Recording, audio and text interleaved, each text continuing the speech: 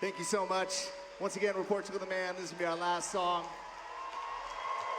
Again, thank you for being here, for showing up, for standing up for what you believe in. Revolution comes in a lot of different forms, and everybody's got their story to tell. Tell your story, speak your truth. Let's get it done.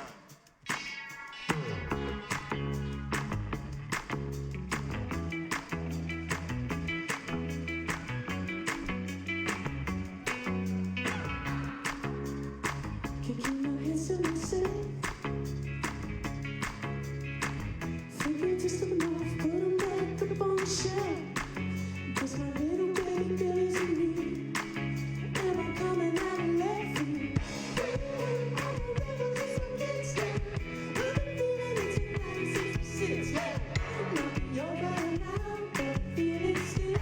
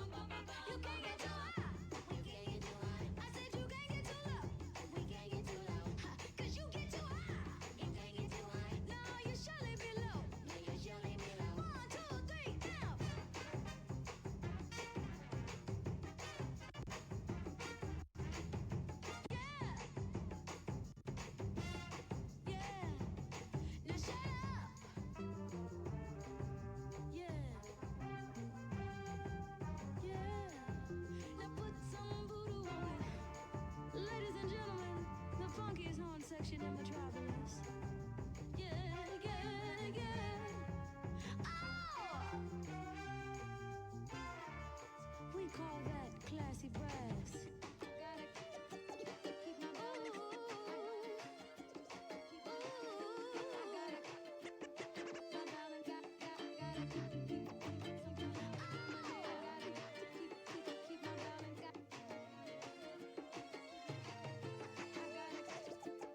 Keep my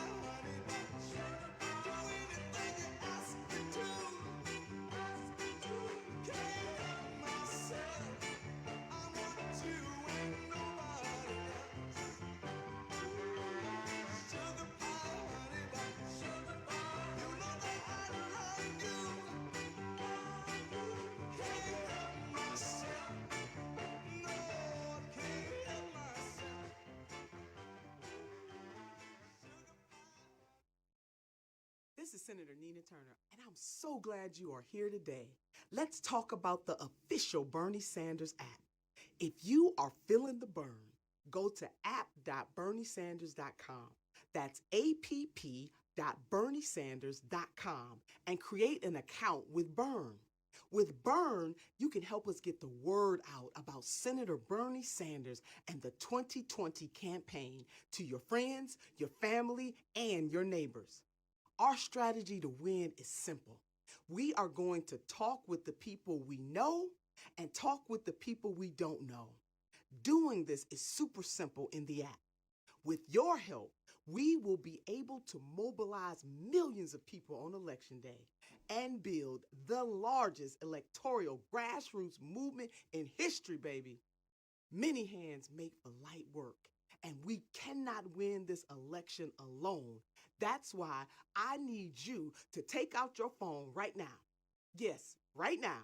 And go to app.berniesanders.com. That's app.berniesanders.com and create an account. And it is only with your help that we will elect Senator Bernie Sanders as the next president of the United States of America.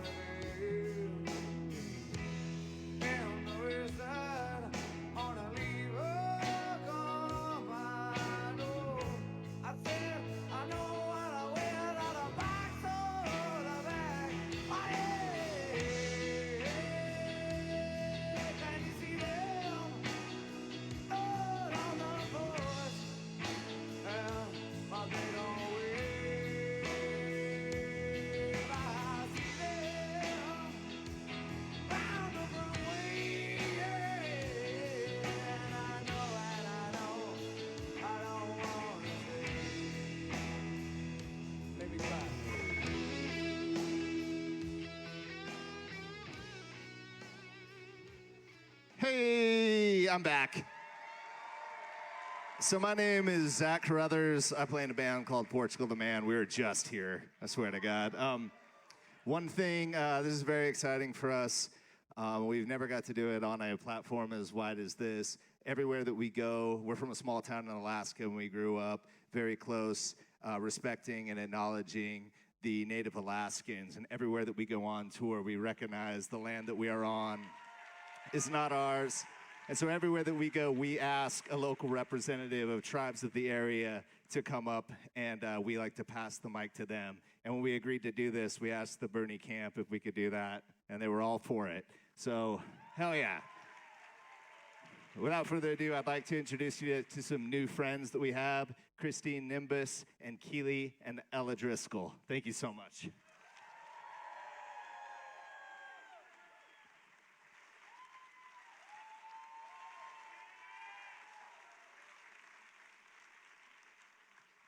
Ho, Jagimawakwa, Netishus, Keely Netishus, Mukamani Swan, Nemawewis, Nedukan, Shagnasia, Netiswi Babu. My name is Keely Driscoll. I am Meskwaki in Winnebago. I'm a student at the University of Iowa currently, and I'm working as an intern for the SHIFT program with Seeding Sovereignty.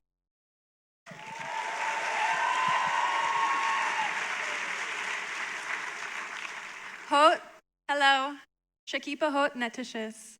My name is Ella Driscoll. She is my sister.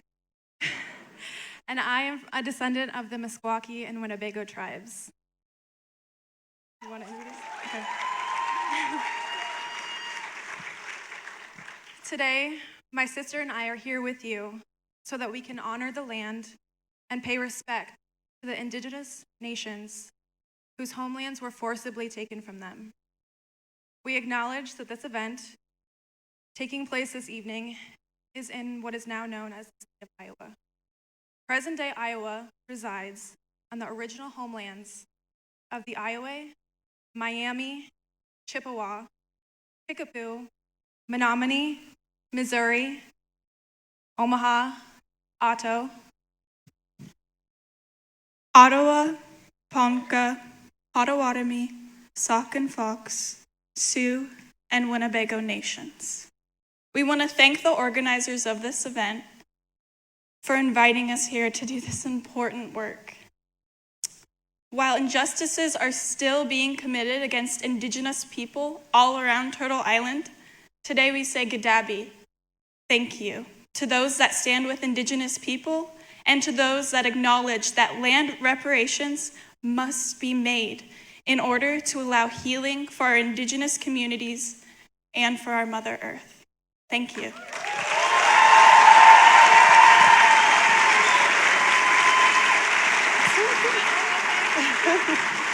Tanse, my name is Christine Nobis, and I'm Plains Cree Saulteaux of the George Gordon First Nation in Canada, and I work here in Iowa, and I am a decolonizer with Seeding Sovereignty, which is how we got up on this stage today. So I'm here just to say a couple of things about why it's important to listen to what Indigenous people are saying. I think I just want to say first and foremost is the reason that our votes have been oppressed for so long is because they didn't want us to vote. We are coming out strong this year. We have a huge campaign happening everywhere, many different organizations, and we're going to get out the vote, you know, in every which way we can to make a difference, because as Indigenous people, we understand the terror that can be inflicted by a government gone wrong. And I just want to say that we understand that rights and safeties of many people in this country are being taken away right now, and we have answers and we have a history to show that we can change that.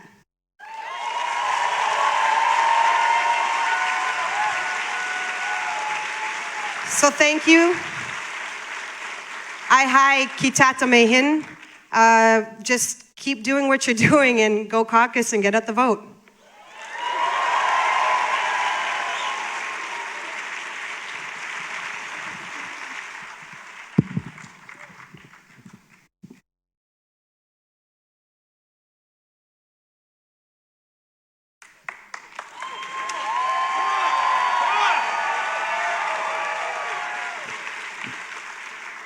Good evening, Ames, Iowa. My name is Stanley Jaguna, and I'm a campus organizer at Iowa State, where we have been working for months to build this multiracial movement to put Bernard Sanders in the White House. And now, I want to tell you exactly how we're going to win. We have 9 days until the February 3rd caucuses, so let's get right into it. It is not going to be easy to win this election. We are facing some very serious forces, billionaires and massive corporations that have rigged our government and our economy to work for them, not us. And that means it is going to take all of us knocking on doors, talking to people we don't, and making phone calls to win. But the good news, we've already been doing that. So far, we have knocked on hundreds of thousands of doors and made 6 million phone calls in Iowa.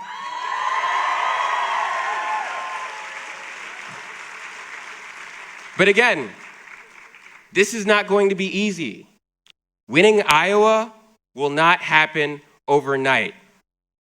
It is going to take making a choice, a commitment to put it all on the line to create this political revolution. So I want to ask you, take your phones out. Raise them in the air. Raise them in the air. Right now, text commit to 67760. Again, that's commit to 67760 to commit to caucusing for Bernie Sanders with me on February 3rd. Now for the students in the room. Woo! Where are my students at?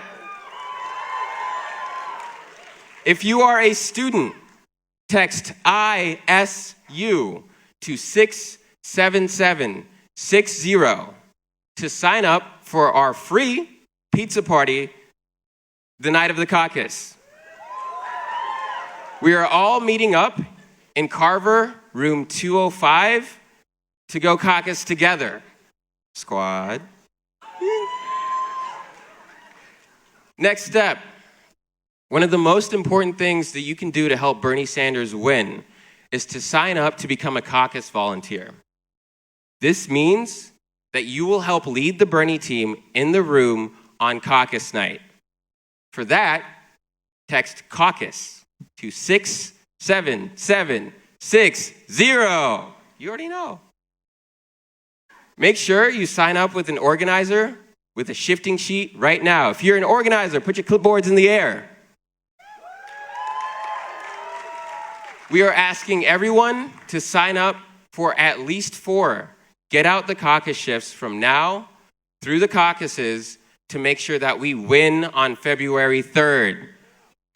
Give you a little bit of time to do that. Come on, sign up. And so it may be tempting to crumple up your piece of paper, to say, oh, I'll sign up online. I already know where the field office is. But the truth of the matter is, we have 9 days left to change history.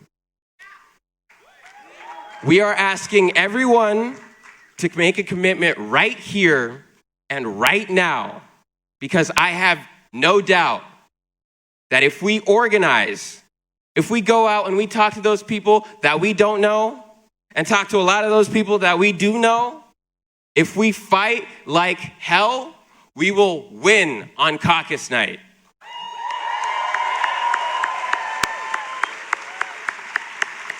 It is time. Let's make it happen, Iowa. Thank you so much. We'll see you out there.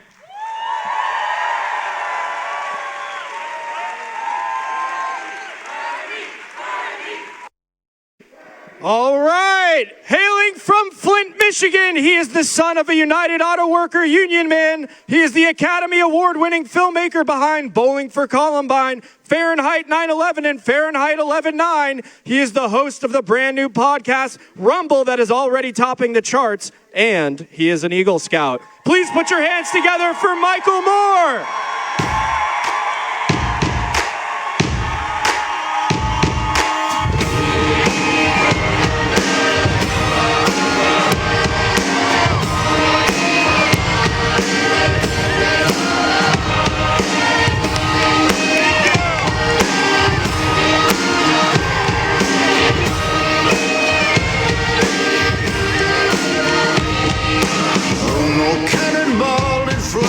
Wow.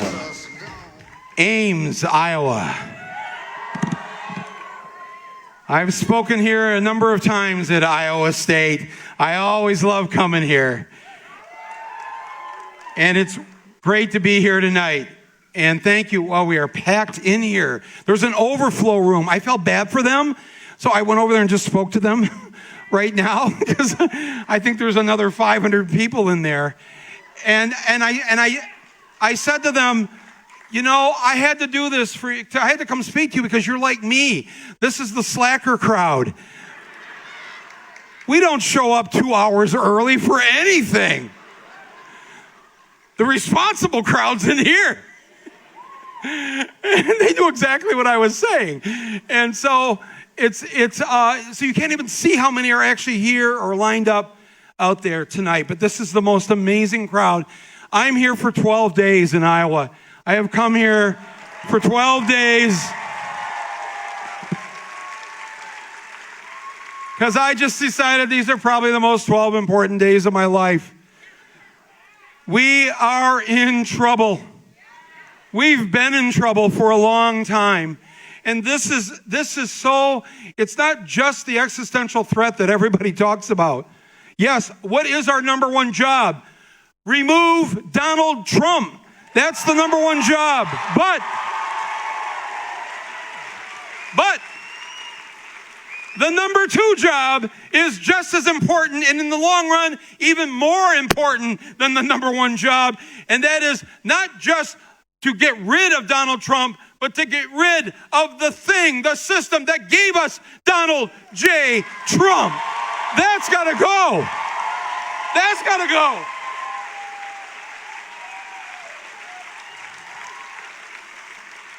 I am sick and tired of being sick and tired. And I was that way before we had Trump. Trump didn't just fall out of the sky. He was the natural extension of a system set up to benefit the few at the expense of the many. He is the natural end conclusion of a system that was founded, a country, on genocide and built on the backs of slaves. And that the racism and bigotry that continued long after slavery was eliminated, that still remains with us. Having a bigoted, racist president, is it really such a surprise? Because we failed to get rid of that which gave us him? No. So we know we have two jobs, and they're big jobs, because none of us can take in this election. Are we agreed on this? What I tried to warn people 5 months before the 2016 election, that Trump was going to win, because I live in Michigan and I saw it happening. And I said, he's going to win Michigan, he's going to win Wisconsin, and he's going to win Pennsylvania. And I said, the first time I said it, it was on Bill Maher, and I was booed by a very progressive liberal audience. Not because I wanted it to happen, obviously, but because nobody wanted to hear the truth of what could happen. And you couldn't believe it could happen. Who would elect this man? Who would elect this thing? 63 million of our fellow Americans did. And let me tell you something. He hasn't lost 1 inch of his base. You can turn on Fox News and watch his rallies at any given time. They are as excited and emboldened as ever by him. And for us to take it for granted that this is some kind of shoe-in for us, now that the American people have seen what 4 years of Trump is like, that is not the situation we're in. And that is why, look, you've seen the polls. Every poll shows that there are at least 4 Democrats that can beat Trump on some level. Beat him by a point, beat him by 2 points, beat him by 3 points. Today's latest poll, this is the third poll in a row where Bernie beats Trump by 9 points. 9 points! Oh! More than anybody else! More than anybody else! One of the reasons that we're for Bernie isn't because it's not enough just to beat Trump. Hillary beat Trump. Hillary won by 3 million votes. It's not enough to beat Donald Trump. We have to crush Donald J. Trump. And we have to crush him.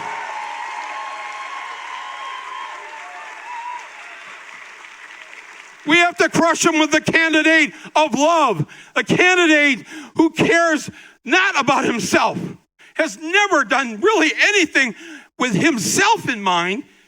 He's always been the selfless giver and fighter for the greater good of all of us. Well, you've seen the picture of him when he was arrested in 1963 in Chicago. Here he is, a college student. And it's 1963. It's a civil rights demonstration in Chicago. And he shows up. He shows up. In the picture are two police officers arresting him. Now, clearly, Bernie did not go to the civil disobedience training class where you're taught to, go limp, don't resist, just fall to the ground. They'll pick you up. They'll put the cuffs on you, and they'll put you in the paddy wagon. The picture is these two officers. They're locked in both of his arms, and Bernie is fighting with the police to get loose. Let me go. Let me go. Yeah, he had the same voice back then that he has now. And the next picture you see of that day is him chained to two black women. Because it was mostly black people that were at this demonstration. Why was Bernie there? What was in it for Bernie? He had nothing to gain from having an integrated school system in Chicago, an integrated neighborhood, better schools for African American kids. Nothing in it for him. Why would you get arrested when you have nothing to gain from it? That's who he is. But you see, the way he thinks is he does have something to gain from it, because he wants to live in a fair and just and equal society. And he doesn't want to live in that other society, the one that's full of racism and bigotry. So as a very, very young man, this was 57 years ago, that photograph of him being arrested. 57 years of this. 57 years. He was in Dubuque a couple weeks ago, and he said, somebody had asked him a question from the audience. A man had asked him, don't you think you're too old to be president? I watched that. I was watching it on the live stream. Don't you think you're too old? And my first thought was, yeah, let me tell you what's too old. Women not making the same as men. That's too old. That's too old. The minimum wage at $7.25 an hour, that's too old.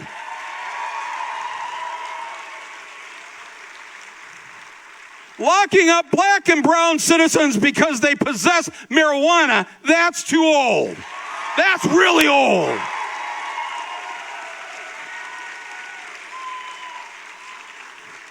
Denying that we are in a climate emergency, that is too old. Too old? Bernie said, well, he answered the man there in Dubuque, and he said, here's the good thing about me being, quote, old. It's that I have a record. I have a record that's 50, 60 years old, and it is a consistent record.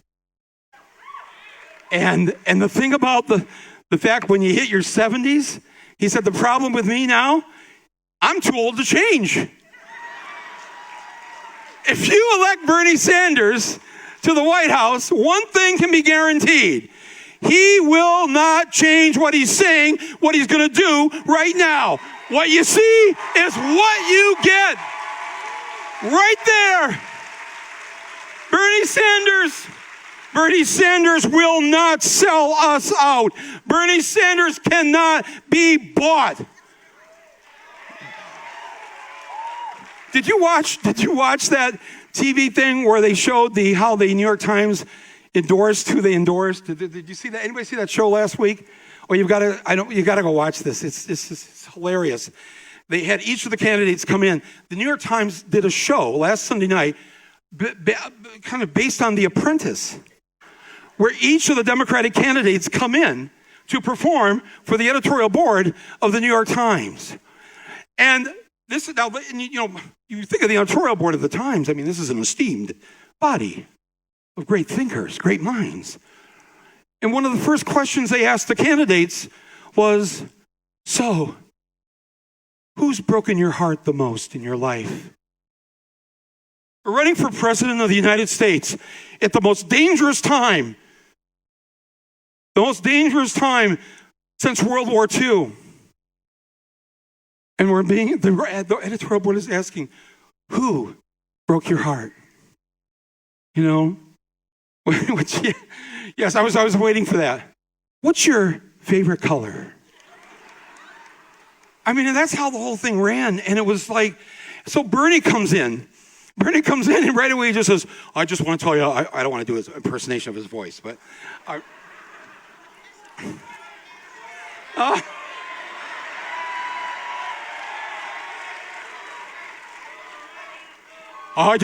just want to tell you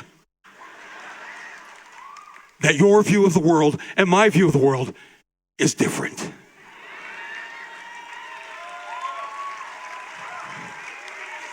And so they said to him, well, they asked a number of the candidates this, well, what about your charisma? Because they're asking this question to figure out who to endorse. What about your charisma? And Bernie's like, okay, look, I just want to tell you, I'm never going to send you a birthday card. You know, you expect I'm going to call you on your birthday so you write a good story about me? I'm not going to call you on your birthday. And then the camera cuts away to all their faces. He's not going to call us on our birthday. I'm not that kind of guy. Oh my God, it was just like, you know, and it was clearly you're sitting there thinking, Bernie, you keep this up, you're not going to have any chance at this endorsement. But you know what? Well, he said it right in the thing, and I'd never heard him swear on TV. He just said, you know, really, I don't really care about this bullshit. I'm not going to tell you what you want to hear, so you'll give me your endorsement. Oh.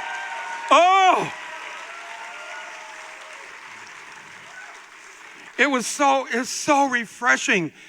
It was so refreshing, and it's like, so what he said to the man in Dubuque was, the thing is that yes, I'm not going to change. That's the great thing about, and you know what the great thing I thought about too, the wisdom of our elders. We were talking about our First Nations people that are here tonight. But we've lost that sense of the wisdom of the ages, the wisdom of what Bernie has seen. He has seen these things over these years, and he's seen that when movements take place, change does occur. And that's why he will come out here tonight and remind you that this is not about electing one person to an office. This is about a movement so that when he is elected, on that day, 1 year from this week, January 20th, 2021, when President Sanders enters the Oval Office,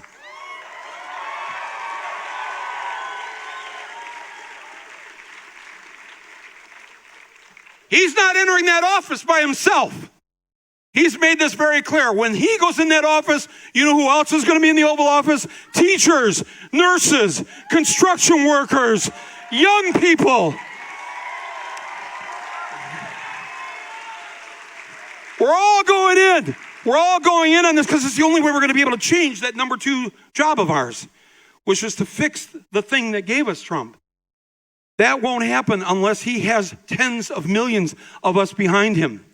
The only way this works, it starts here. I'm just traveling the state these first 3 of these 12 days. I can see what's going to happen. I can see at least what's possible to happen. Of course, you have to show up. You have to show up a week from Monday night, or you have to go to one of the satellite caucuses. You know, you have to text to that number, which I think I'm going to use my Catholic school educated brain. Commit. You got to text commit to 67760. Did I get that right? You got to be part of this. It requires all of us to act. I am sick and tired of hearing this, that we live in the land of the free, that this is a democracy. First of all, do you have any friends in another country or even Canada where you try to explain to them? Where you try to explain to them that the person who gets the most votes in the democracy doesn't necessarily win? Nobody understands that. No, we need to make so many changes because it's not just enough for it to be a political democracy. When we get that part of it fixed, the Electoral College gone, right? It also has to be an economic democracy. We have to have a say in how this economy is run, or it's not a real democracy, is it?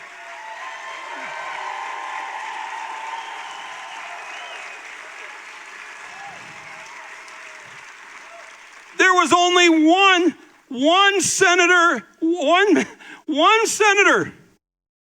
that sat when Trump gave the State of the Union last year, and Trump goes off railing against socialism and how this is a capitalist country.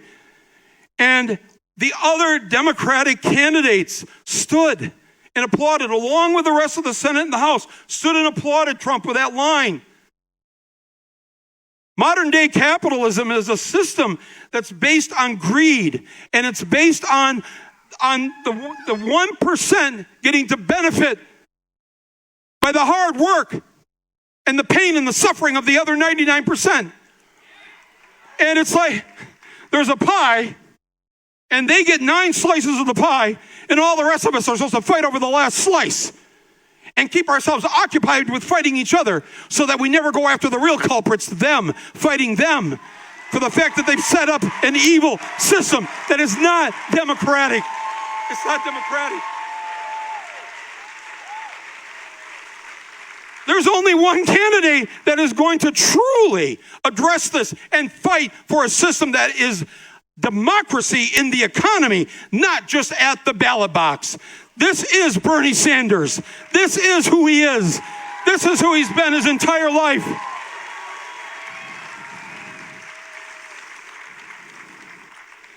We say we're free. We're free. They've got most of Americans, the majority of our fellow Americans, some of you in this room tonight, don't have enough money. If what's the statistic? Was $500. The majority of Americans do not have $500 cash available to them, so that if your car died tomorrow when you had to get to work, or a loved one passed away across the country tonight, and half of this country doesn't have the money to go to that funeral. Half of this country doesn't have the money to get that car fixed tomorrow. Are we free? Are we free? That's not freedom. And we've got to quit trying to pretend that we're free. We need to be truly free. If you're at work tomorrow and the school calls, your child's school calls and says, your child is sick, it's 1 PM. You work till 5. You have to leave and go get your child, but your boss says, you can't leave. Anybody ever have this happen to them? You can't leave. You've got to work. And that ain't right. It's right. And how many people have lost their jobs because, of course, they're going to put their kids ahead of the job. But once they lose the job, now you're hurting the kids. They've got you. They've got you just like this. You're not free. If your child is in need and you can't leave wherever you're at, you are not a free human being.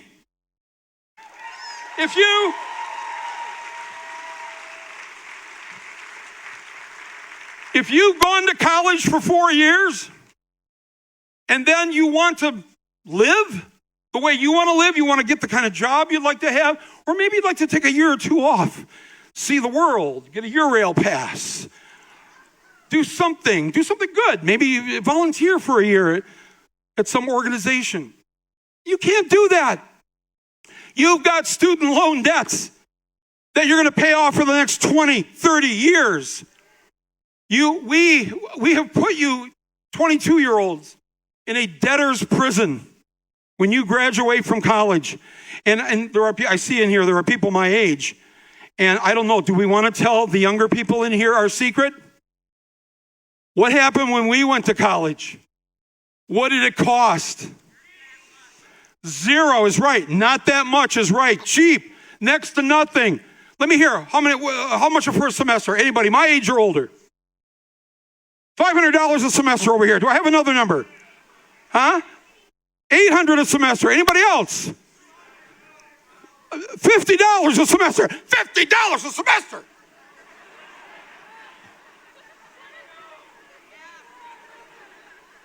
If I was their age, I'd be lunging from the stage right now.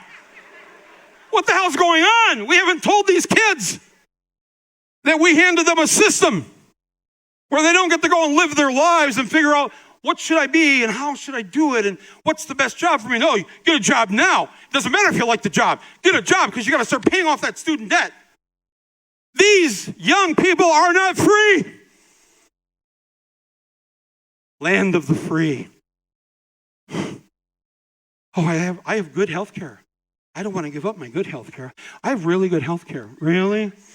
Yeah? Okay. I'm sick and tired of hearing this, mainly because back in 2006, I put something up on the internet and I said, I want you to send me your healthcare horror stories. But I only want to hear from people who have health insurance. We already know it's wrong that back then 50 million didn't have health insurance. So you don't need me to make a movie to tell you that that's wrong. Right? What I wanted to do was make a movie to tell you that if you have health insurance, you're just as screwed. You just don't know it yet because you haven't gotten sick yet. Yeah, right?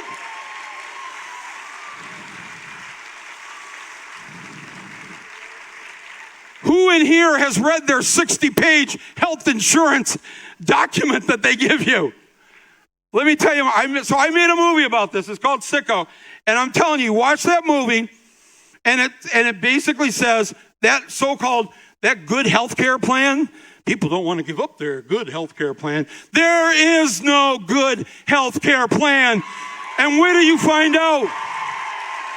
Where do you find out?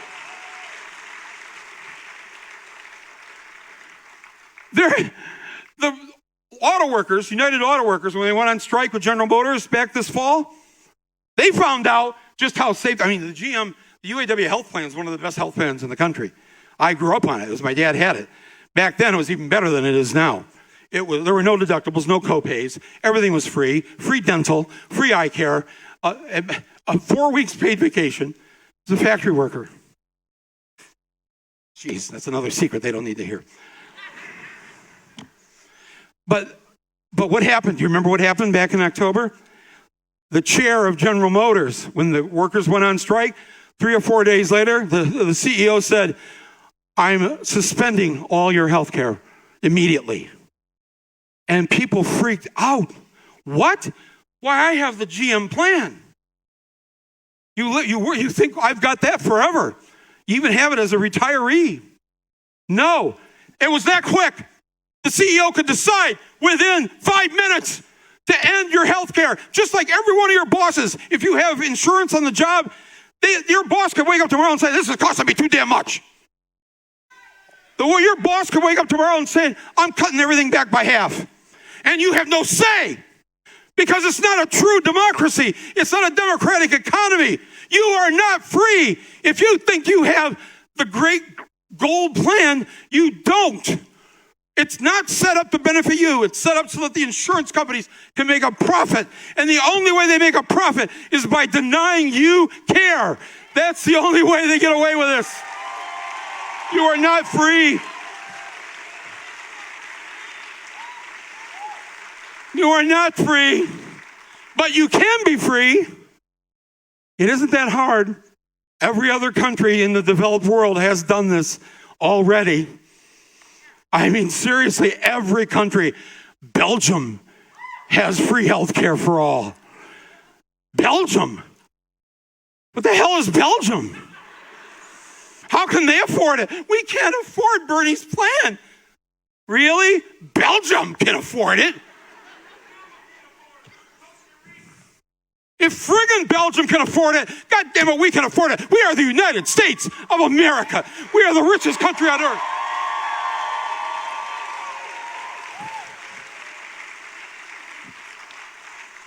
No, we are not the land of the free, but we can be if we do a couple things in the next few weeks.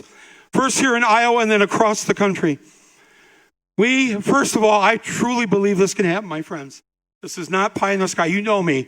I am not a weird or hopeful optimist. I'm full of the despair and the malaise that I share with you. But I will tell you this, we can win back the United States Senate. I totally believe this can happen. I swear to God. I believe this. And I believe that not only what we have with the House right now, I already know there's at least 20 AOCs running for this November, 20 more. 20 more AOCs. And not just for Congress, there's another 50 to 100 running for state senate, state rep, all across the country. This is how it can happen. We can be free. And if we inaugurate President Bernie Sanders 1 year from this month, we will be on the road to being free, my friends, with our Senate, with our House, and most of all, most importantly, us entering the Oval Office with Bernie Sanders. That's how it's going to happen. That's why they're afraid. He's number one in the polls today. The New York Times poll. Oh my God.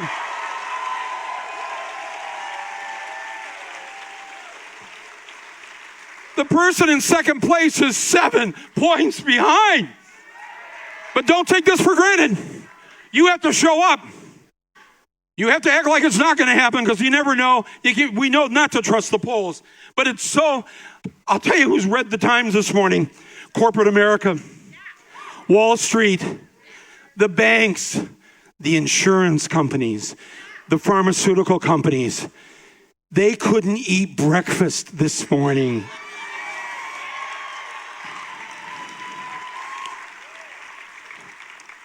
They called each other up and they said, holy shit, how did this happen? So be ready, because they're not going to let this happen easily. You know this, right? So you know we're in the French Resistance now, right? Right? Right? You got 9, remember the French Resistance, right?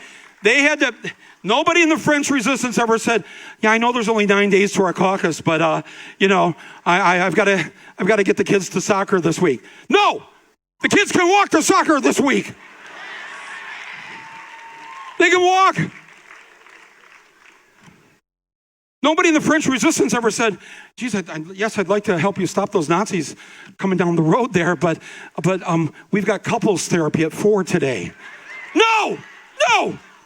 You have to get along with your spouse for the next week or two. There's no couples therapy. Just get along. Get along for the greater good of this country.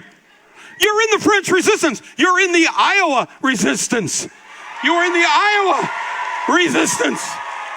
And there is no other thing, no other time than now. Land of the free? You want to live in the land of the free? Then you have to start acting like this is the home of the brave. The brave. The brave thing to do is get out there and caucus on February 3rd and bring 10 people with you.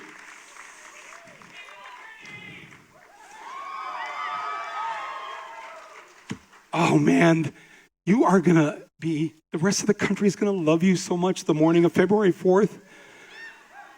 You know, if you're single and you're on one of those dating match.com things, all you got to just change your profile to say, I voted for Bernie in Iowa.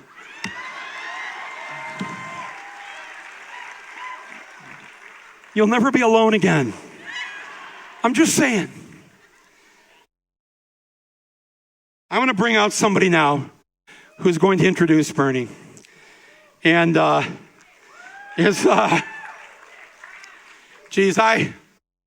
first stood on a stage like this in 1990 with Bernie. He called me up and asked me to come to Burlington. He was going to run for Congress. And he was trying to get some people that are known. That was the first year of my first film, Roger and Me. And he, I'm sure he tried to get better celebrities, because back in 1990, there was Crocodile Dundee, Milli Vanilli. There were other better celebrities here to do this. But when I got there in Burlington that day, all he had on the stage were 2 guys from Vermont who made ice cream. And 1 guy from Michigan who ate ice cream. So, but it's no longer that way now, folks, because we're going to bring out somebody who has inspired a whole generation of people, who's inspired so many of these, what I believe will be hundreds of women running for office this year. Someone who has... my producer Basil down here, we first heard about her. How did we hear about her? I might have been another bartender actually up in the Bronx or Queens or so. I don't know where this was, but there's this woman here, and she's running for Congress. I said, well, how is there a poll yet? How's she doing the polls? She's polling 3%. 3%. Because it's expensive to hire a crew for the day. I wanted to put her in my next film, Fahrenheit 11/9. And wow, should we spend the money on this? And then let's read some of the things that she's written. I'm like, oh my God. Oh, she sounds great. Let's do it. Let's just do it. And so we sent the crew up there and spent the day with her. She was going door to door. And they brought the footage back, and we're looking at it, and we're like, oh my God. What part of heaven did she fall out of? Of course, you know her story. It wasn't heaven. You know, she was one of those people we were just talking about, the ones who struggle from week to week to make it in this country. And so we started following her around, and we couldn't believe the good fortune that not only did she win the primary and win the general election, she defeated the number 4 most powerful Democrat in the U.S. Congress in the primary. And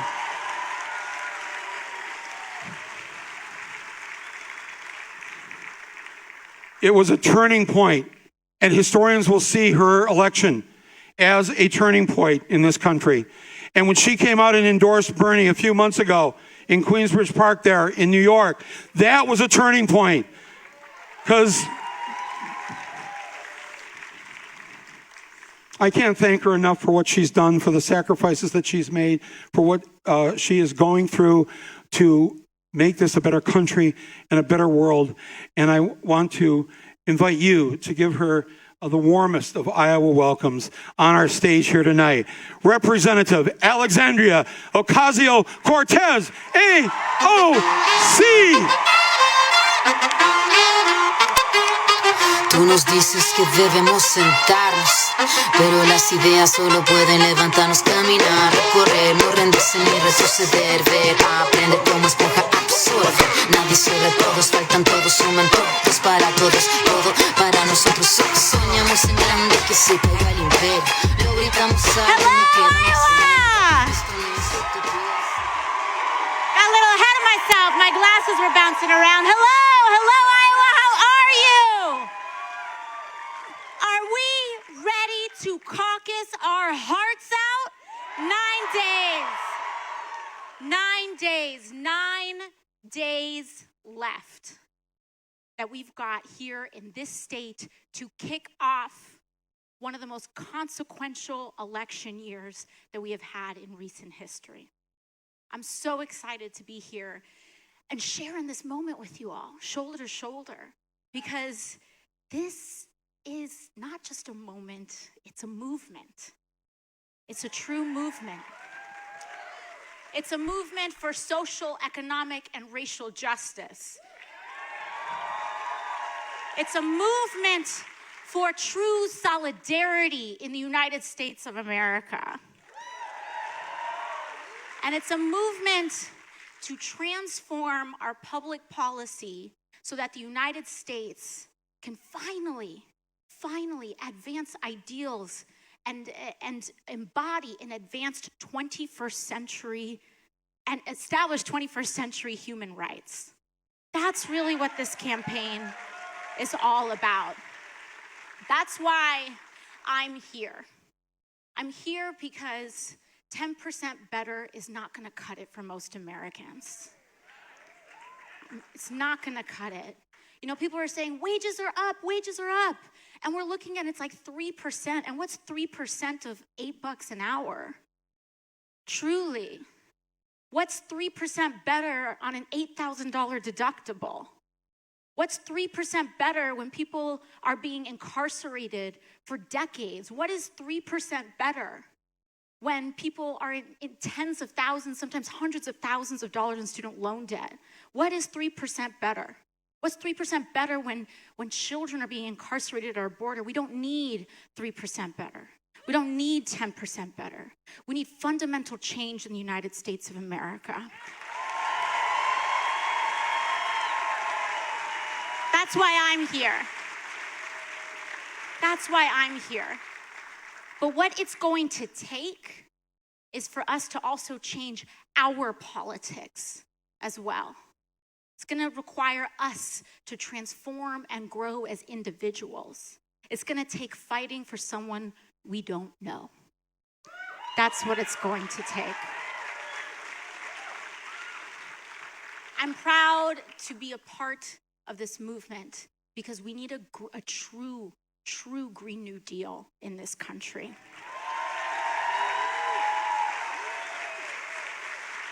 And Senator Sanders has the largest plan in the field to address the climate crisis, the largest. I'm here because we need true immigration justice in the United States of America. And I'm not here to reform some of these systems when we talk about immigration. I'm here because Senator Sanders has actually committed to breaking up ICE and CBP. That's why I'm here.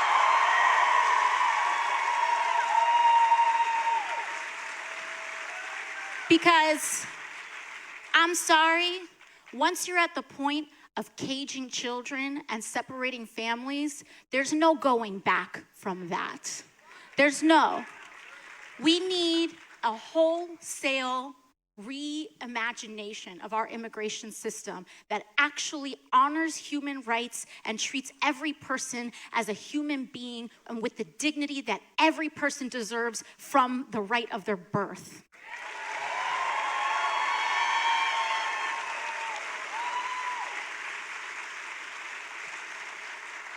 I'm here because every person in this country deserves to be paid a living wage. That's why I'm here.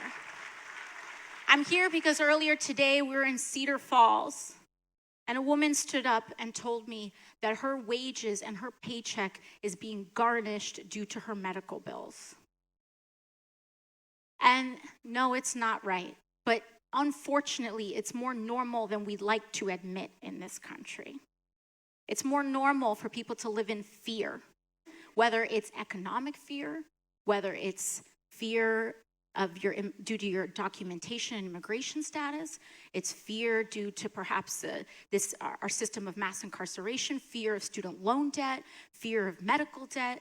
We should not live in fear, especially in one of the most prosperous and powerful countries in human history. We should not be living in fear. We should be coming together in collaborative movement work to establish a more advanced nation. That's what we should be doing. But here's the deal.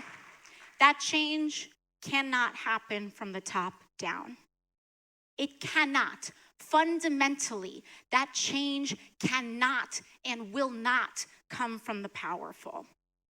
It cannot, because the reason it will not come from the top down is because those policies are about a fundamental change in who this country centers and who has the reins. That is a huge and enormous shift. And what these policies are about centering working people and centering the marginalized instead of centering profit and centering the powerful. And so, if that is the shift, then it's up to us to make that shift, to organize that shift. When I was running for office, and I see it to this day, people who want to run for office, especially for Congress, they'll say, if you can't call your friends and family and raise $300K off of them in your first week, you might as well not even try. And it is said earnestly, and it is said honestly, and it's just said like, that's just the way it is. You know what else is just the way it is? People say, oh, people are in $50,000 of student loan debt. That's just the way it is. People's families are being separated, and people are unjustly deported, living in fear. That's just the way it is. People are in tens of thousands of medical debt. Or you have an insurance plan that's so expensive, it makes it hard for you to go to the doctor in the first place. That's just the way it is. We can't accept just the way it is anymore. We can't. And we will not. And we will not. We won't. And we can't. And one of the reasons that, this weekend was important for us to come together is because this is our final stretch. We need to knock on doors. We need to call on our friends and family. If you're not able to caucus due to your age or your status, there's still something that we can give. We can babysit our neighbors' kids while they go out to caucus. We can cook people a hot meal and bring it to those caucuses to help people in that long day. That is what community is all about. And at its best, that's what movement and organizing is all about, because it lasts beyond an election cycle. That's what's so important for us to understand, that this organizing, one way is elections, but organizing is also unionizing your workplace. Organizing is about tipping people off if you start to see that ICE and CBP are in communities to try to keep people safe. Organizing is making sure and counseling each other to make educated college decisions, to try to reduce that debt in the short term. All of that is organizing. And this agenda requires sustained organizing, electorally and beyond, because that is what holding power really is when we talk about mass movements and the will of the people and public power. But that's what we're trying to fight for, true democracy. And for so long, it's been slipping away. True democracy, slipping away, because it's been purchased by the powerful. But we have the opportunity now, this year, to not only push back on the creeping authoritarianism in the White House, but to replace it with something new and better. And that's at the core.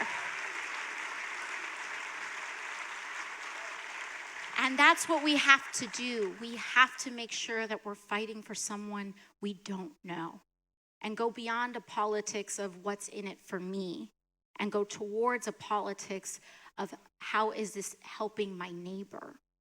And when we do that, when we transcend that, when we go beyond that, we can get to a better place. We will get to a better place. All of it is there. All of it is technologically possible. The question has always been about political will. Always. It's never, it's funny because people ask, how are you going to pay for it? While, authorizing a space force. They'll say, how are you going to pay for it? While authorizing massive infrastructure for gas pipelines across the United States. But they'll ask, how will you pay for public colleges and all these other things? But really the better question is, how do we organize for it? How do we create the political will? And the way that we create the political will is with you and each and every one of us. When we introduce accountability back to our democracy, that's what this is truly all about. And so this movement building is really about creating bonds that are much deeper and extend much further than just a cycle. But what they are about are our actual commitment to one another. Are we committed? Are we committed to the most vulnerable in our society? Because all of us are so close to being most vulnerable. I live in New York City. The rates of people that are experiencing homelessness are some of their highest rates since the Great Depression. Yet 1 in every 4 luxury apartments in New York City goes unsold. There are about 3 empty apartments for every 1 person experiencing homelessness in New York City. And that juxtaposition of some of the largest excess next to some of the worst depravity is not an accident. It's not an accident. It's not right. And we have to stop acting like it's an accident, because it's not.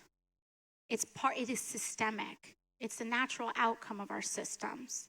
And in order for us to establish a society that truly works for all of us, we have to change our systems. We have no choice.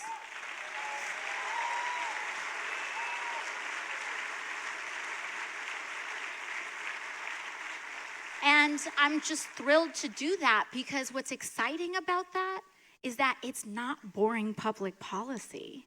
It's some of the most exciting and imaginative public policy. We're being challenged to actually reimagine our future and our present. That is what we're being challenged to do. And that is a scary thing, because tinkering around the edges sometimes feels like the most politically feasible thing to do. But people will continue to suffer if we don't radically reimagine our systems. And not only that, but it's popular. It is popular. It is popular. And there's a lot of people that want to say that all of these proposals are fringe and radical and divisive, but really they are quite unifying. They are quite unifying. And more important than that, they are just. And they are the right thing to do.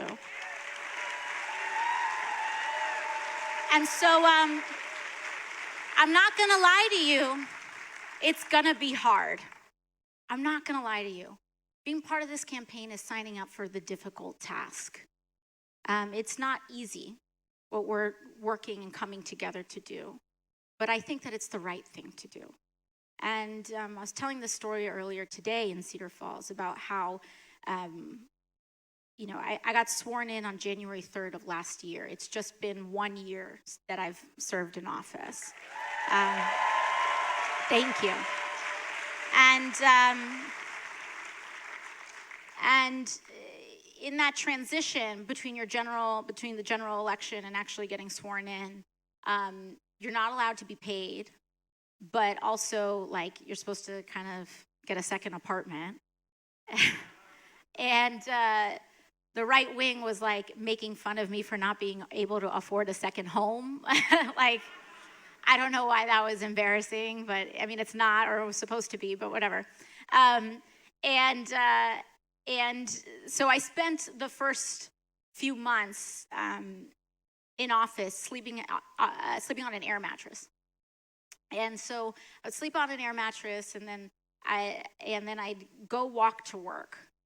And it was a really bizarre experience, because I'd go into work and hear people make arguments as to why we can't make pharmaceuticals more affordable, and make arguments as to why a living wage is just not doable, or make an argument as to why single-payer healthcare is just going too far, and basically making the argument as to why families like mine didn't matter. And that was really hard. But what we can do is transform that. And it's not just that we can transform it, it's that we are transforming it. It is transforming. And that's part of our responsibility. This calls on each and every one of us to step up in our lives. Maybe tonight is a call for you to join your PTA, or to organize your community, or to, be a precinct captain. But this requires all of us to join in community, because all too often elections happen and we forget them. But this work of organizing is so much deeper.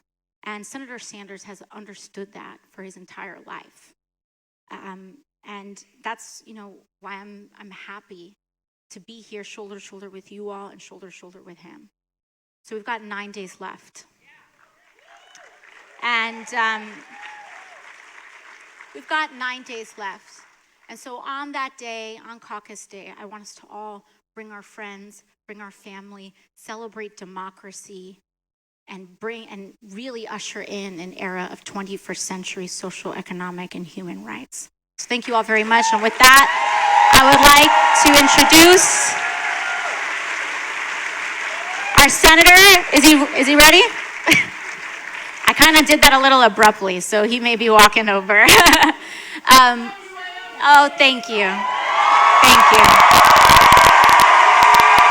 Thank you. Thank you all so much. I so appreciate that. He's coming around. Thank you all so much. Thank you. And with that, Senator Bernie Sanders.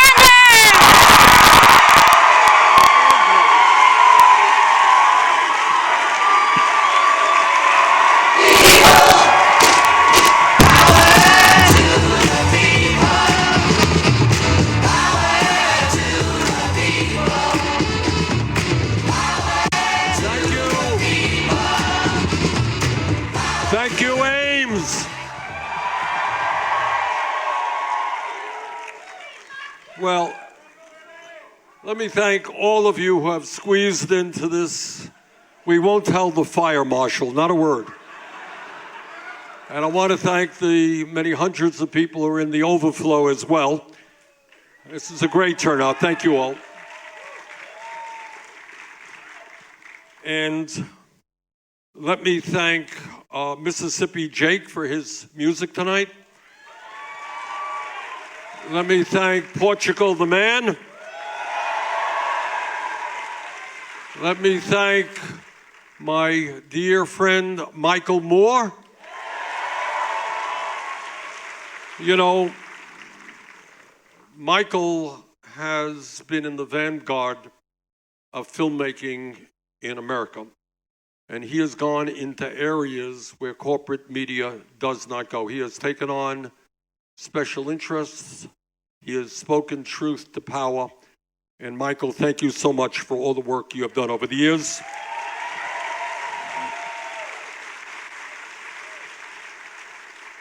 And let me thank Congresswoman Alexandria Ocasio-Cortez.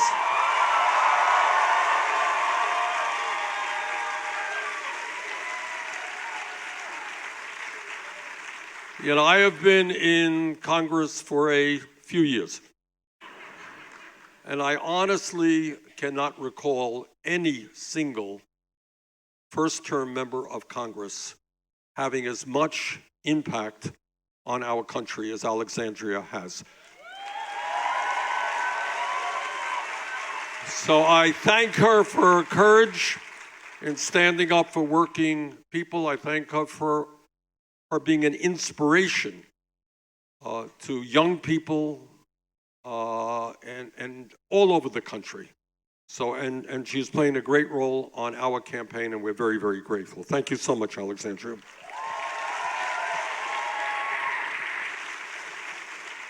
Now, I am really delighted to be here tonight. You don't know how delighted I am, because last night I didn't know that I would be here. So it's, you know, as all of you, I think, know, I am a United States Senator from Vermont. Let's hear it for Vermont. Come on. All right. And I have a constitutional responsibility to be a juror in the impeachment trial of Donald Trump.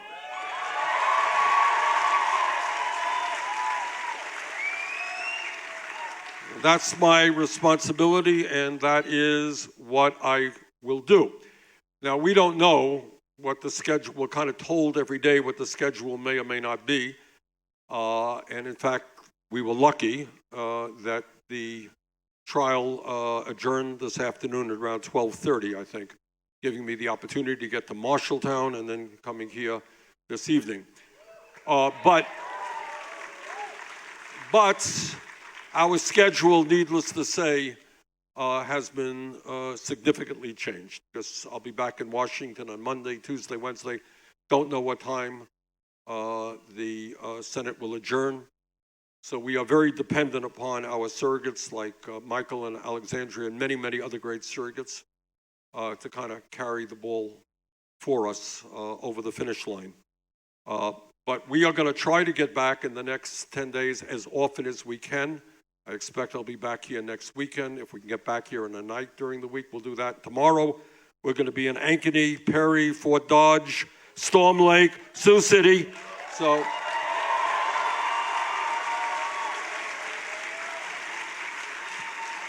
we're going to do our best in the limited amount of time that we have, and our surrogates and all of you will do the rest. Let me speak a little bit about what this campaign is about and why it is a unique campaign. What we want to accomplish in this campaign are two fundamental goals.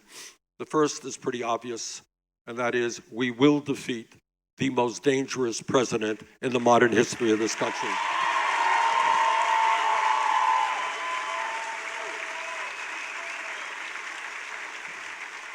Now, in Iowa and across this country, people have different political views, and I am more than aware that not everybody agrees with everything that I say. I got that. But I think what we can agree on is that in our great country, we should not have a president who is a pathological liar.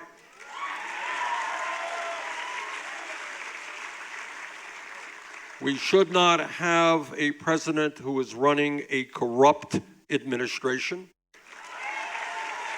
We should not have a president who is a racist, a sexist, a homophobe, a xenophobe, and a religious bigot.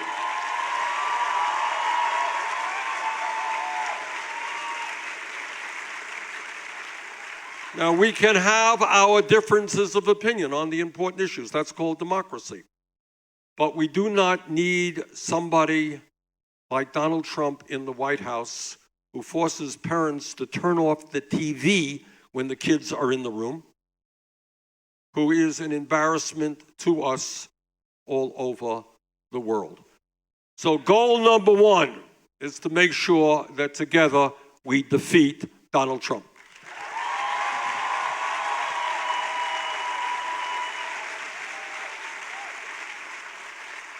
Now, in that context, there is a lot of discussion, and I think you've heard it, about electability, which is a fair question. Which campaign, which candidate is best able to defeat Donald Trump? And let me submit to you why I believe that our campaign is the campaign most likely to defeat Donald Trump. Why is that? To defeat Trump, we are going to need, by far, the largest voter turnout in American history. That's a fact.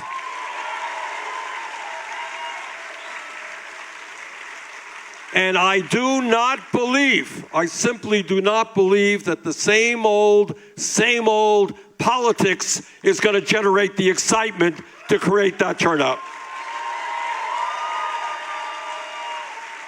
You can't generate excitement when you're busy going to New York raising large sums of money from millionaires and billionaires. People want change.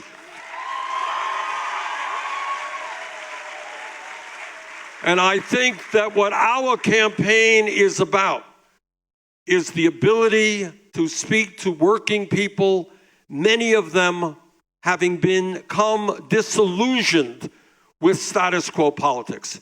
People who are working longer hours for low wages, are tired of the political establishment, and want a government that stands up for them and not just the 1%. We can talk to those people.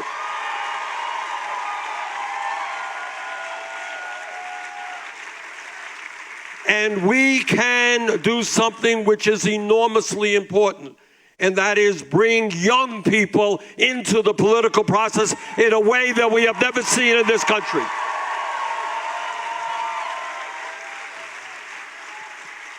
Now, the very, very good news, something that all of us should be proud of, is that the younger generation today is, in my view, the most progressive young generation in the history of this country.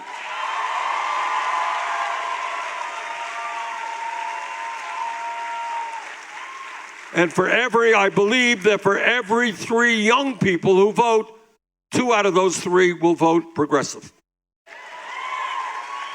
That is the good news.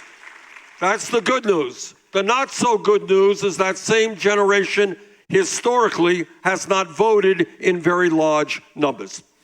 So tonight, what I am saying to that generation, if you are tired of student debt, if you are sick and tired and scared about climate change, if you are disgusted with racism and sexism and homophobia and xenophobia, all right? If you believe that health care is a human right, you can't sit it out. You can't complain. You have to be involved. And if young people were to vote in Iowa and in this national election at the same rate as older people, not only would we beat Trump, we lay the groundwork for transforming this country.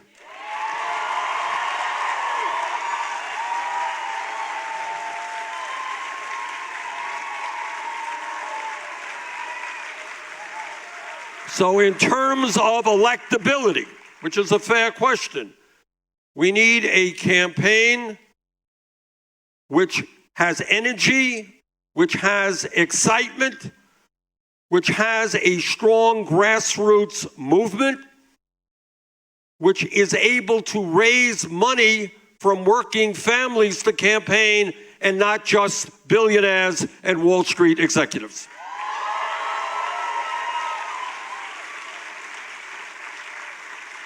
Just in the last month alone here in Iowa, and the weather has been pretty cold, our volunteers have knocked on hundreds of thousands of doors.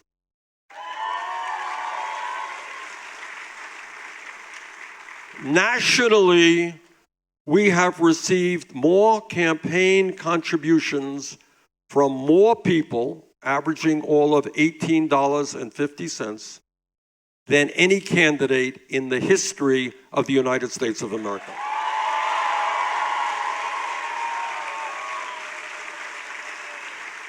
So the way you defeat Trump is by putting together a strong grassroots, multi-generational, multiracial, working class movement, and that is exactly what we are doing.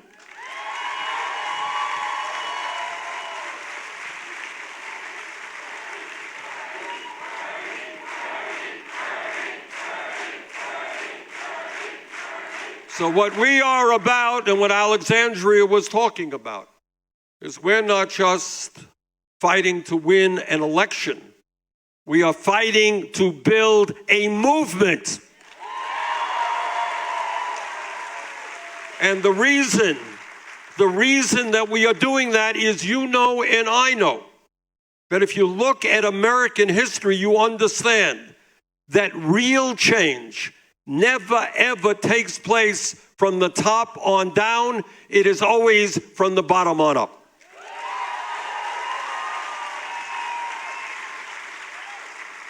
That is the history of the labor movement in this country. It is the history of the women's movement in this country.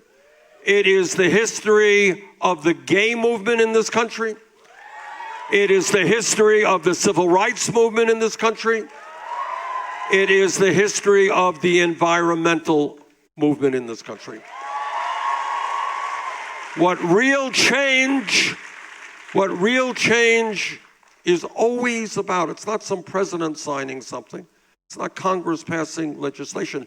That is usually the result of grassroots pressure.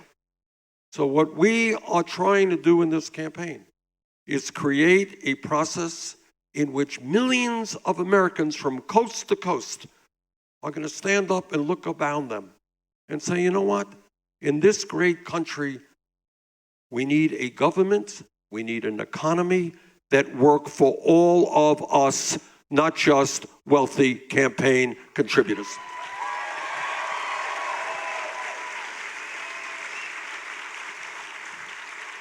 And the message of our campaign when we talk about us, not me, is that we uniquely, I think, understand, and I'm the only candidate I think that will tell you this, that no president, not Bernie Sanders or anybody else, can do it alone. That is not the way it works. I want you to think for a moment about the power structure of America. Think about Wall Street, where 6 banks own assets of more than $10 trillion. And think about the pharmaceutical industry that charges us the highest prices in the world while they make tens of billions of dollars in profit. Think about the insurance industry, which will spend zillions of dollars to prevent us from moving to Medicare for all. Think about the fossil fuel industry, which is prepared to destroy the planet for their short-term profit. Think about the military-industrial complex. Think about the prison industrial complex. Think about the 1% who spend their lives trying to pay lower and lower taxes. What this campaign is about, unashamedly, we are taking them on. We are telling them that we will not allow this country to become an oligarchy, that we want a nation that works for all of us, not just the few. So what this campaign is about, it's not just winning here in Iowa, which we have got to do. It's not just winning the Democratic nomination. It's not just beating Trump. It is the day after the inauguration, all of us together, rolling up our sleeves, standing up and fighting to create the kind of nation that you and I know we can become.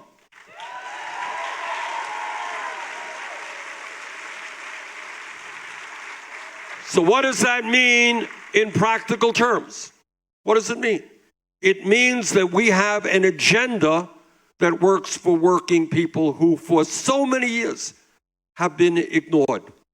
Today, after 45 years of huge increases in worker productivity, explosions in technology, the average American worker is not making a nickel more in real inflation accounted for dollars than he or she did 45 years ago. Almost all of the new income and wealth goes to the top 1%. Today you got 3 people on top owning more wealth than the bottom half of American society. You got that? 3 people, 160 million people. You got the top. You got 49% of all new income. Think about this. In Iowa, you got people working for 10, 12, 13 bucks an hour, working 2 or 3 jobs. Am I right? 49% of all new income goes to the top 1%. Half of our people today, Trump talks about the great economy. Half of our people today are living and working paycheck to paycheck. Paycheck to paycheck, half of our people. So you got an economy today that is working really, really well for the 1%. Not so well for the majority of Americans. So what do we have to do? What do we have to do to create an economy and a nation that works for all? Well, first of all, in America, if you work 40 hours a week, you should not live in poverty. We're going to raise that minimum wage to at least 15 bucks an hour.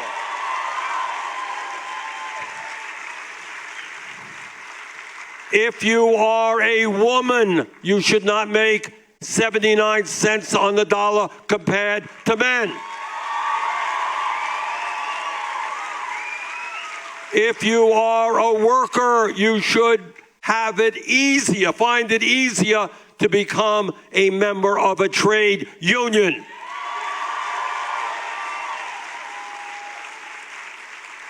And at a time when our infrastructure, our roads, our bridges, our water systems, wastewater plants are crumbling, we can create millions of good-paying jobs, good-paying union jobs, by rebuilding our infrastructure.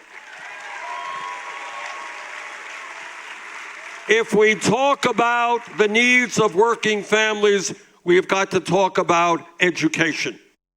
We will end the dysfunctional childcare system, which for so many families is unaffordable without the quality that we need.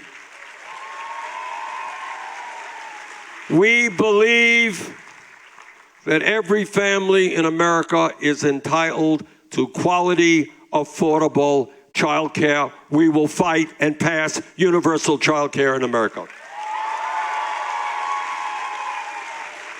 We will substantially increase funding for low-income Title I schools throughout this country.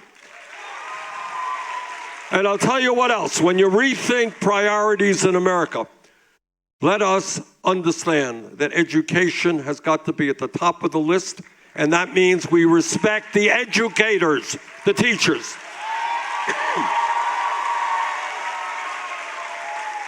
And that means I want on college campuses in Iowa State and all over this country, young people to say, you know what, I am so excited. I'm going to go out and become a teacher. What's more important than that? And those teachers deserve a salary commensurate with the importance of their work, at least $60,000 a year.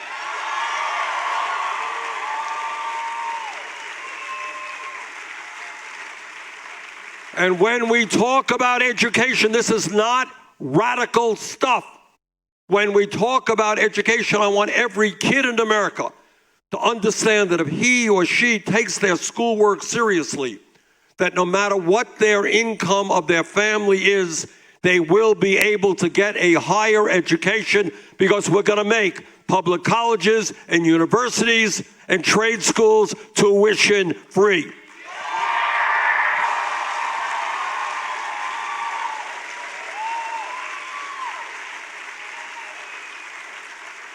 And I'll tell you what else we're going to do.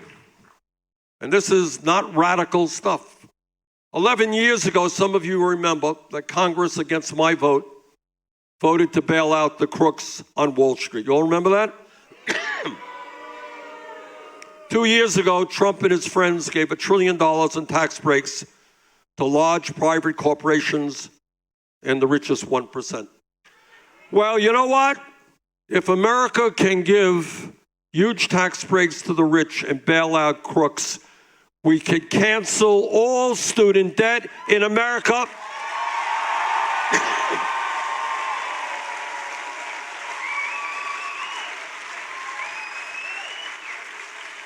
With a modest tax on Wall Street speculation.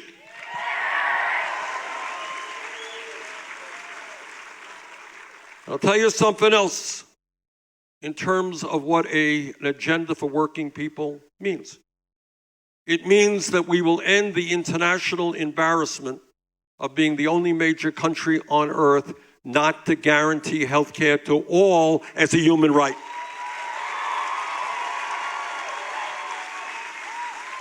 The current system we have is not only dysfunctional, it is not only wasteful, it is incredibly cruel.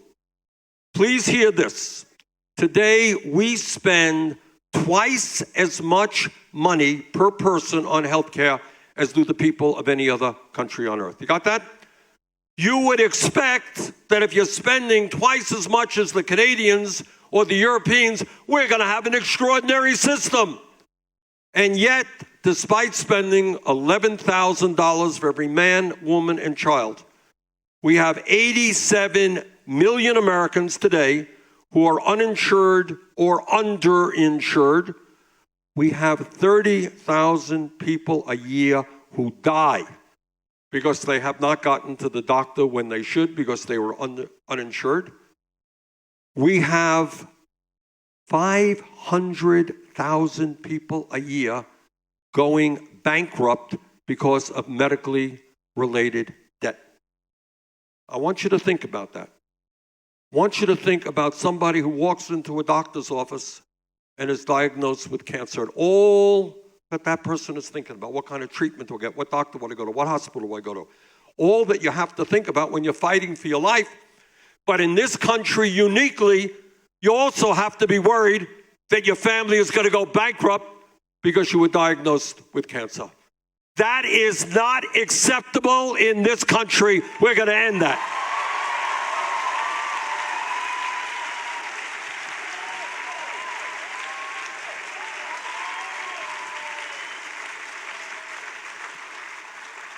The function of a rational and humane healthcare system is to guarantee healthcare to all people in a cost-effective way. The function of our current system, however, is simply to make huge profits for the drug companies and the insurance companies, who made $100 billion in profit last year while people die because they don't get to a doctor on time. Where people are paying in this country, now you want to talk about vulgarity, take a hard look at the pharmaceutical industry. If there ever was a bunch of crooks in this country, they are sitting as CEOs of the drug companies. They are charging us, in some cases, 10 times more for the same exact medicine you could buy in Canada or in Europe. All right? So tonight we tell the drug companies that you will, under our administration, stop ripping off the American people. We're not going to pay the highest prices in the world.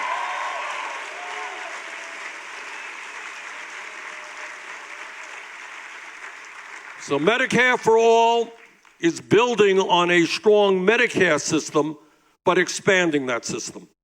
Because we believe that when you talk about healthcare, it's got to be comprehensive coverage. What does comprehensive coverage mean? It means dental care. It means hearing aids.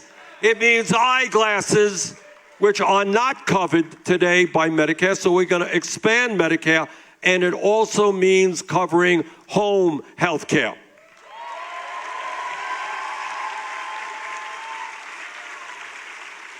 Under our Medicare for All program, everybody goes to any doctor you want, same doctor, you go to a hospital you want, go to the same clinic you want, and you will end up paying substantially less than we are currently paying, because we are going to eliminate the profiteering of the drug companies and the insurance companies. And we're going to end an insane, wasteful system where there are huge administrative costs, hundreds of billions of dollars, in order to administer thousands of separate plans. Under our plan, you get a card, you go to any doctor you want, any hospital you want, you don't take out your wallet, you don't take out your credit card, and that's it. And we fund it by imposing a 4% tax on workers, exempting the first $29,000. That means if your family is in the middle, you make $60,000, 4% to $31,000 is $1,200 a year for comprehensive health care. Pretty good deal.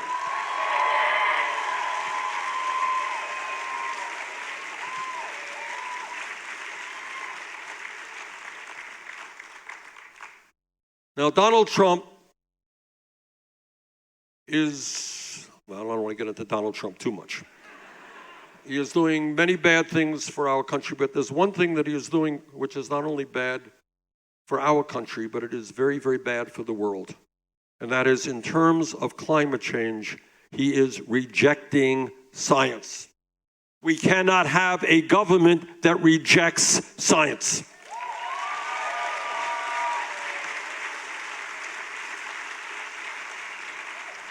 And what the scientists are telling us, and this is scary stuff, is they are telling us they have underestimated the severity and the speed in which climate change is wreaking havoc on our country and the world.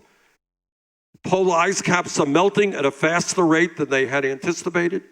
Ocean is warming at a fast rate, meaning rising sea levels, which will inundate major cities in America and countries around the world in the coming years. They have underestimated the degree to which drought will be taking place, which will impact farmers in Iowa who will have a shorter growing season, and the quality of the food they produce will be deteriorating.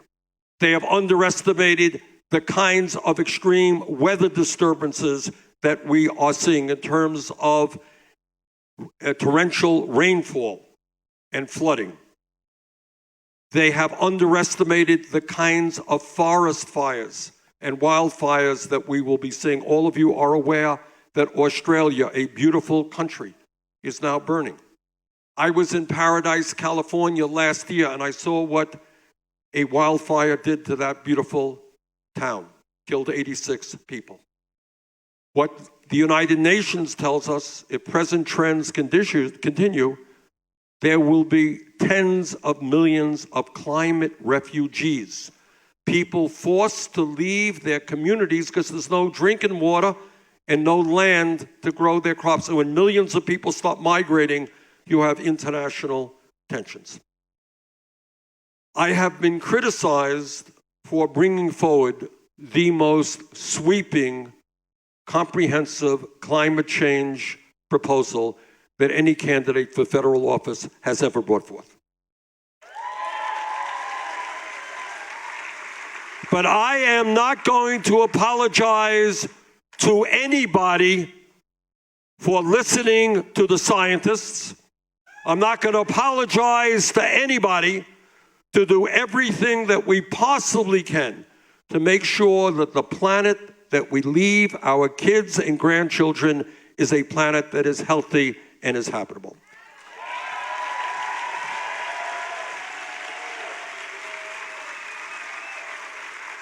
So I am very proud that we have received the support of the Sunrise Movement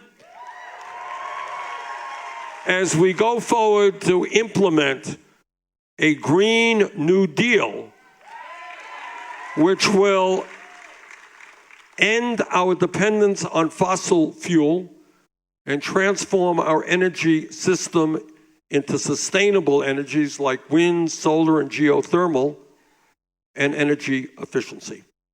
This is an issue of enormous consequence. And what makes this issue even more complicated is it is not just an American issue. It's a global issue. We could do everything right tomorrow, and the problem would not be significantly lessened. So as your president, I will not do what Trump does and deny the reality. What I will do is reach out to people all over the world, in China, Russia, India, Pakistan, Brazil, all over the world, and make it clear that we are in this together as a planet.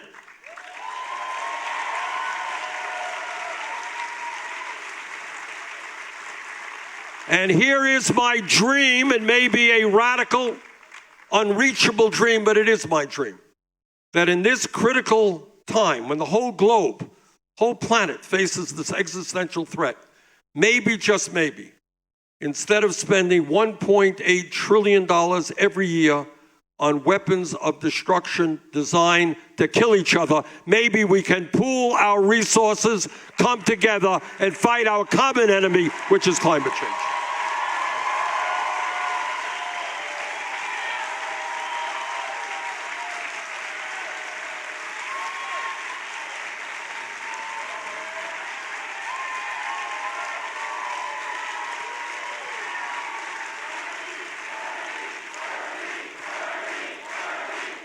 Now think of an America where we have leadership which is not denying science, not denying the great global threat that we face, but an America with our people, our scientists, our engineers, reaching out to countries all over the world to come together in unity to fight this very, very dangerous situation. That's a new America. Now, when we talk about progressive change and creating an economy and a government that works for all, we cannot ignore the fact that today we have a broken and racist criminal justice system. Can't ignore that. We cannot ignore that we have more people in jail in the United States than China does. Communist, authoritarian country, 4 times our size. We have more people in jail than China does. We're spending $80 billion every year locking up fellow Americans. So what we are going to do is begin to invest in our young people in jobs and education, not more jails and incarceration.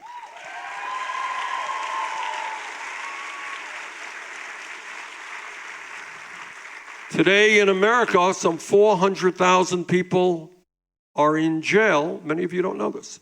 400,000 people in jail out of 2 million. You know why they're in jail? They haven't been convicted of anything. Why are they in jail? They are in jail because they cannot afford the $500 or $1,000 they need for bail. We are going to end cash bail in this country.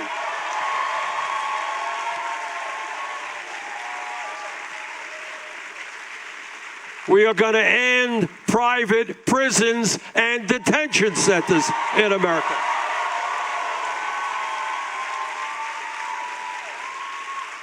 And I'll tell you what else we're going to end. We're going to end the so-called war on drugs.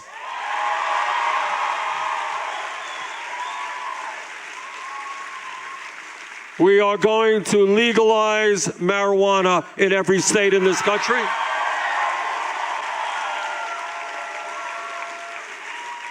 We are going to expunge the records of those arrested for possession of marijuana.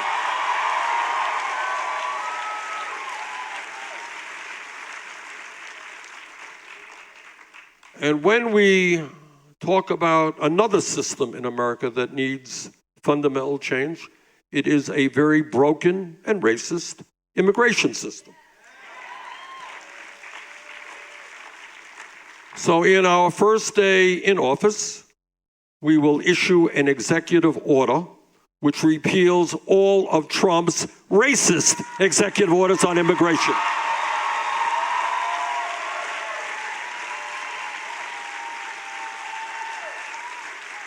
And on our first day in office, we will reestablish the legal status of the 1.8 million young people eligible for the DACA program. And on our first day in office, we will fundamentally change our border policies so that no federal agent will ever be snatching a baby from the arms of her mother.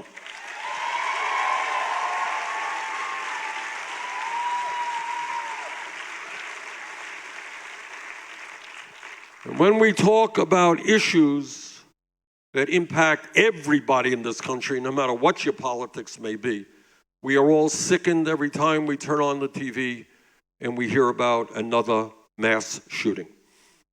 So let me simply say this, that under our administration, gun policy will be determined by the American people, not the NRA.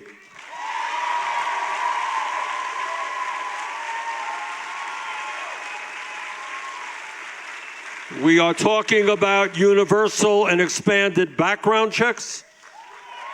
We're talking about ending the gun show loophole, ending the so-called straw man provision. And by the way, there is now a growing consensus in America for something that I have supported for decades, and that is ending the sale and distribution of assault weapons in America.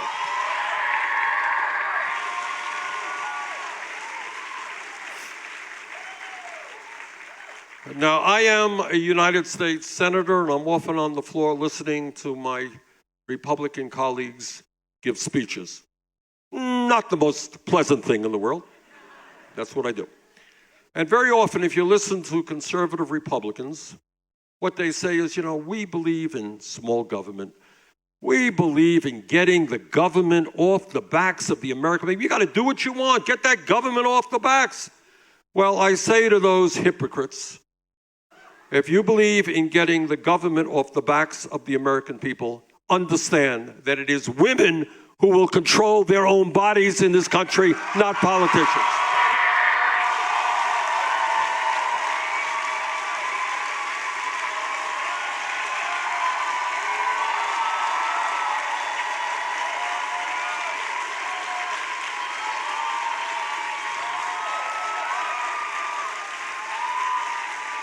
So my promise to you is, instead of trying to cut funding for Planned Parenthood. We will expand funding for Planned Parenthood.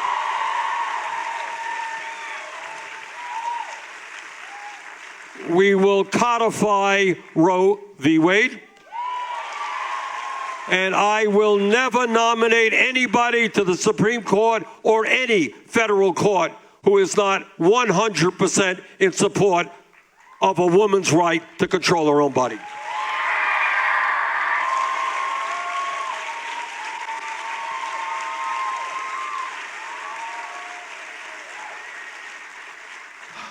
So today we find ourselves 10 days before the Iowa caucus.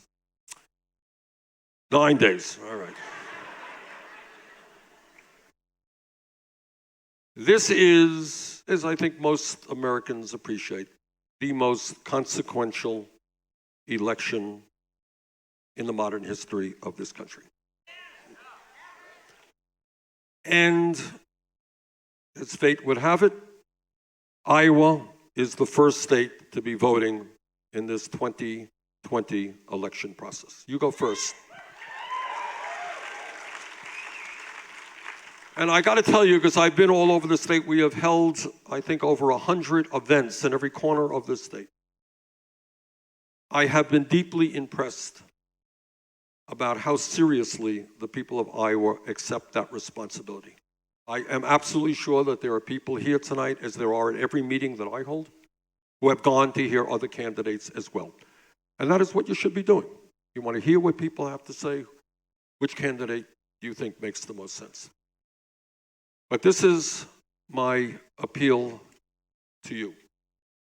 If you think that it is absolutely imperative that we defeat Donald Trump, take a hard look at what our campaign is about.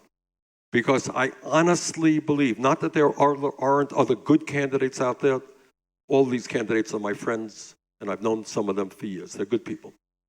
But if you look at the structure of our campaign, our ability to mobilize millions of people all over this country, our ability to raise funds from the grassroots, not from the wealthy and the powerful, our ability to put together an agenda that reaches out and speaks to the working class of this country in a unique way. I think you'll conclude that our campaign is the strongest campaign to defeat Trump. But it's not only that. What this campaign is about is not only defeating Trump. If you believe that we must finally end the massive and grotesque level of income and wealth inequality, we are that campaign.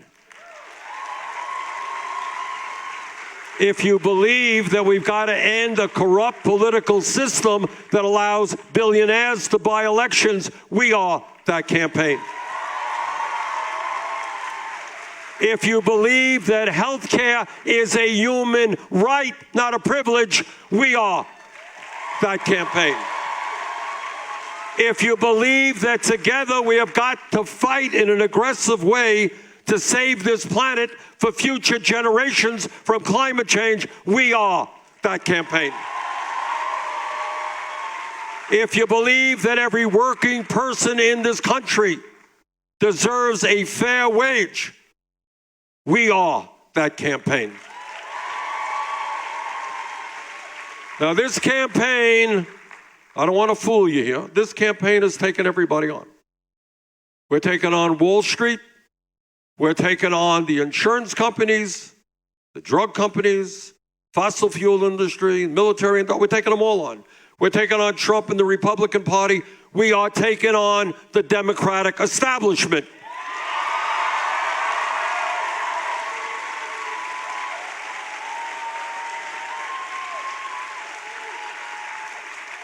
And all across the country, let me tell you, that the big money interests are getting very nervous.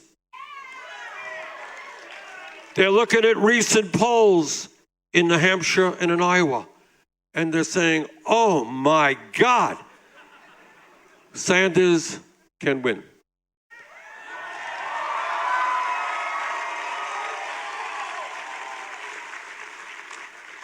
So this is and historic moment in our country's history.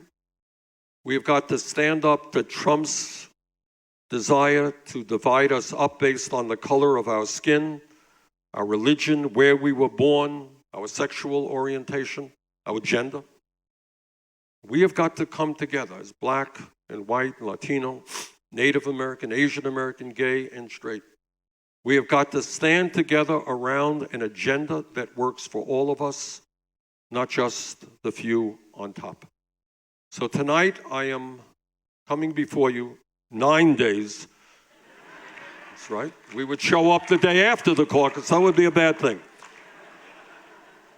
Come before you to humbly ask for your support.